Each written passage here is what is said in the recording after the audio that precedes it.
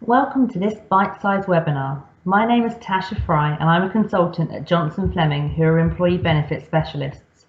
It's likely we work with your current employer, which is why you've received the link to this session. Now, I won't keep you long today. This session is designed to give you a bite-sized, high-level overview to help you on your journey managing your financial well-being. In today's session, we are going to look at how to save, improving how effectively you can do so.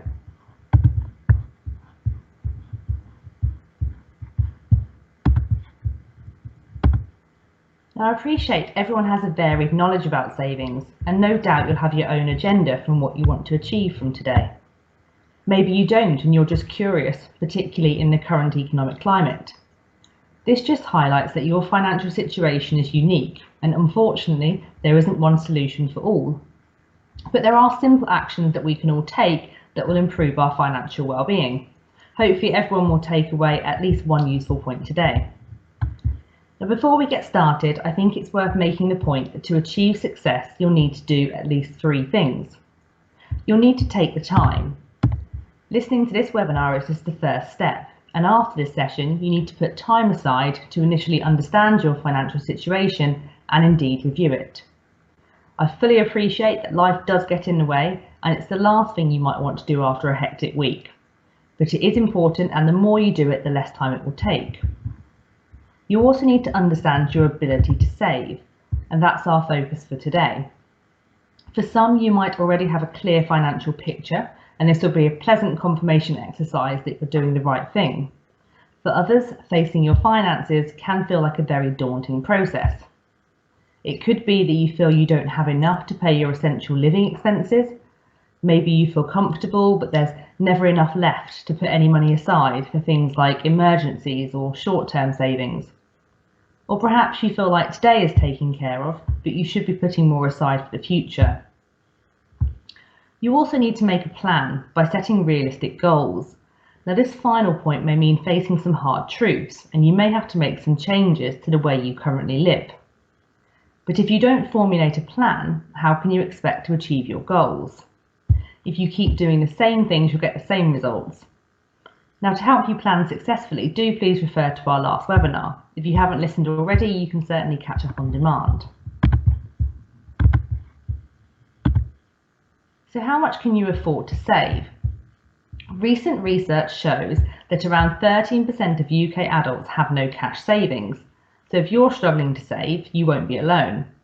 To understand how much you can afford to save, you first need to know what your budget is.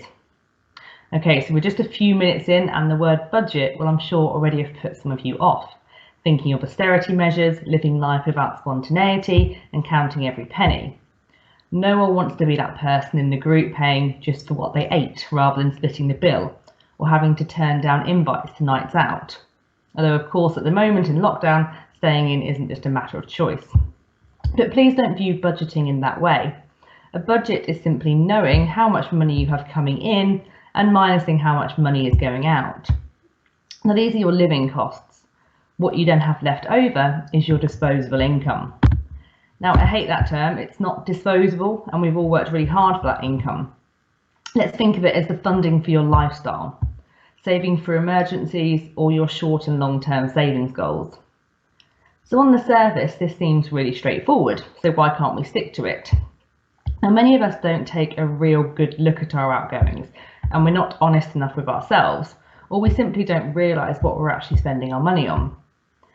And to complicate things further, real life can often get in the way of our best intentions. Now, what you choose to do with this knowledge is up to you, but it is the starting point to change your financial position. Once you've sat down and really considered this, you might have to make some difficult decisions and some real changes if you want to improve your well-being financially or ultimately reach your life goals. You may have to be very honest with yourself, and for many people, the choices you will need to make may be hard, but they can be so worthwhile. Now, the income bit is easy. The list is often short, and most people would say that it's the reason for the lack of disposable income, feeling that there's just not enough coming in.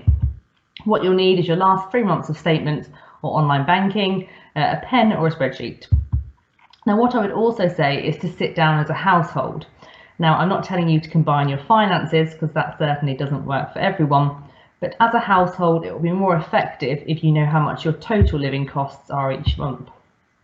Now, if you're in a partnership, you're usually working towards common goals, so it's normally easier to plan and discuss this together.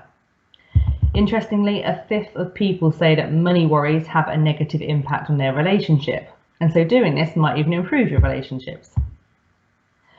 Now, don't forget to check if there are any other incomes or benefits that your household might be entitled to, things like child benefit allowance or universal credit.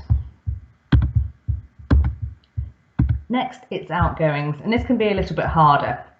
Start by looking at your essential living costs, and we've categorised them here: accommodation, utilities, household expenses, travel, communication, childcare, insurances and debt.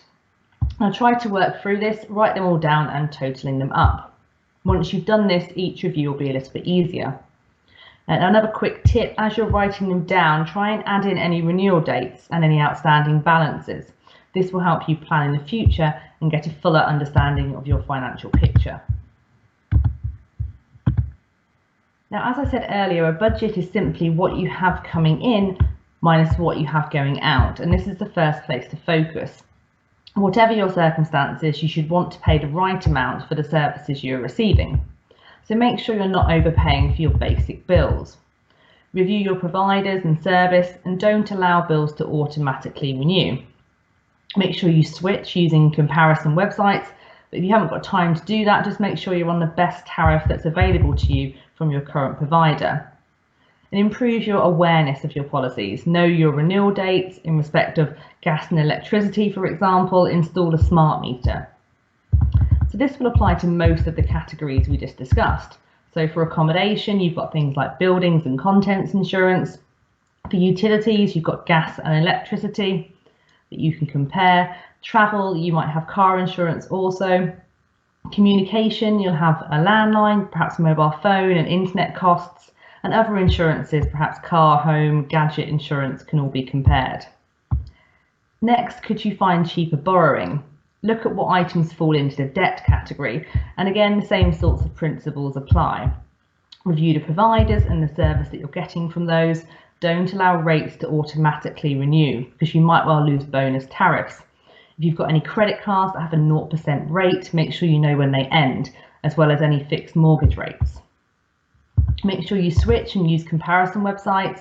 For your mortgage, would you benefit from using a mortgage advisor? And perhaps consider some consolidation of debts for a lower borrowing rate.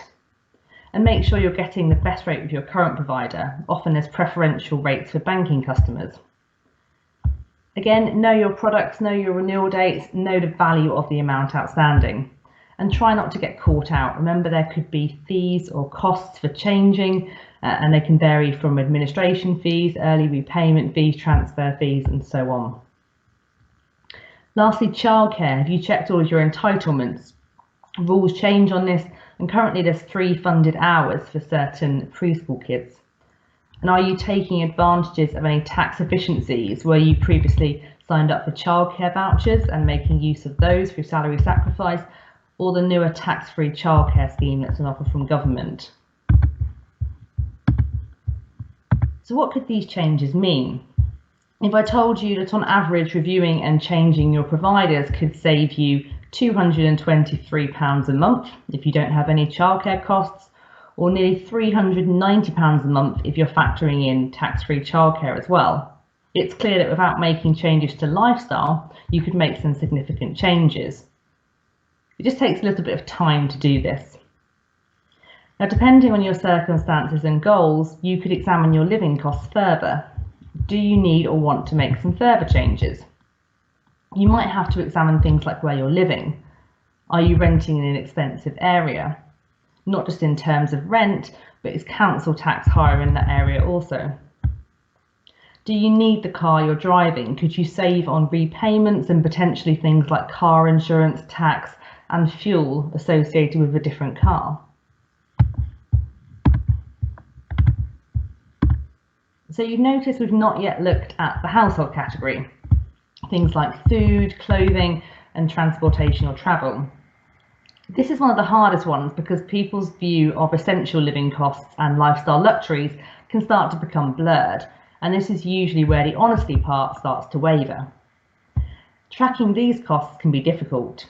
These are areas, though, where you can really make a difference by being honest and setting your priorities. So do you know exactly how much you spend on food shopping? If you make a couple of ad hoc shop trips a week in addition to your main supermarket shop, are you including these in your weekly figures? Could you perhaps change to one of the lower cost supermarkets or make a meal planner in advance to focus your shopping? Perhaps the current circumstances of lockdown have forced you to reduce your number of trips to the supermarket and potentially your food waste, and this is something you can maintain in the future. Do you regularly eat out or spend money on takeaways? Is buying lunch versus making lunch really an essential cost?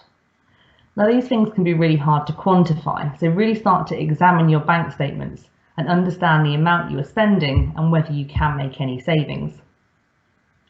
Does everything you spend on food sit in essentials rather than lifestyle? Do you need that brand of baked beans or ketchup?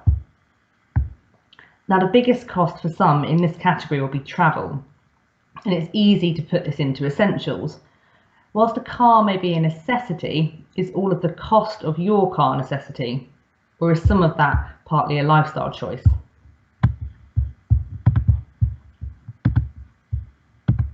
To put some figures on this, if you pay £300 a month off a credit card or another high-cost loan at 24% interest, you'll pay £15,500 over 4.5 years to repay the money.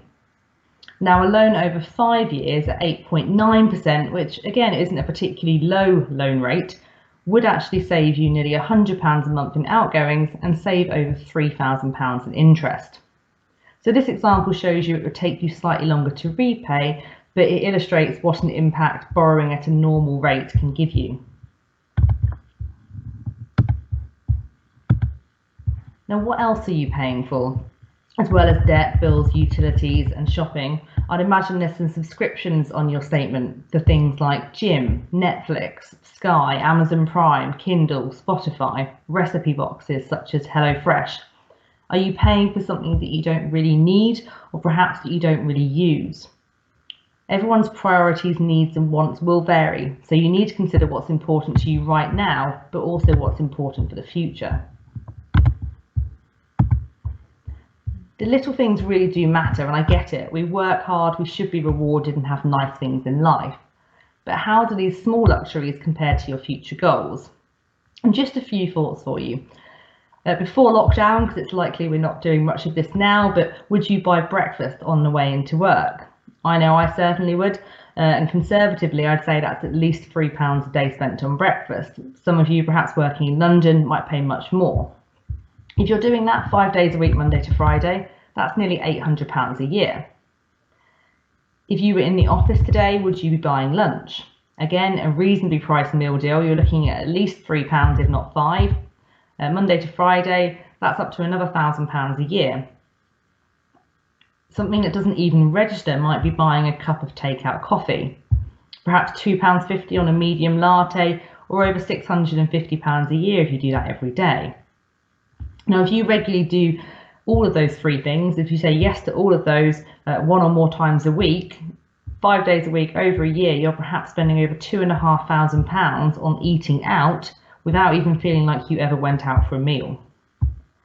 Now, maybe working from home can help you develop new habits at the moment, like perhaps you're making coffee at home, and you can carry on doing that and take one on your commute once you're back into the office, or perhaps take a homemade sandwich into work.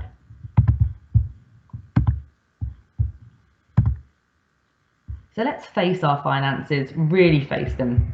And it's no good just writing all this down, feeling a bit better about the situation and adding it to your to-do list to research and promising to shop smarter. Really think about it. Do you need it or do you want it? Do you want this more than having the financial security that you have some savings put aside for emergencies? When you think about spending on something, do you want it more than reducing your debts and having that peace of mind that what you earn each month is yours? Do you want it more than buying your first home, more than starting a family? Or do you want it more than a comfortable retirement?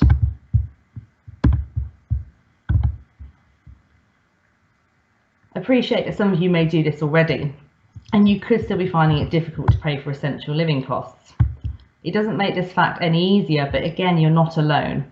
Families with 2 parents working full-time at the national living wage are 11% short of the income needed to afford an acceptable standard of living, it's been claimed. So seek help and certainly don't ignore it.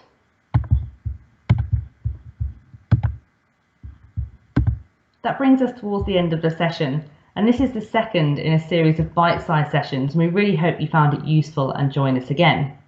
If you haven't already, please view our previous webinar that can help you start writing a financial plan. Our next session is going to take a deeper look at managing debt and credit. We'd love any feedback you might have. If you do have any questions or queries, please don't hesitate to send us an email.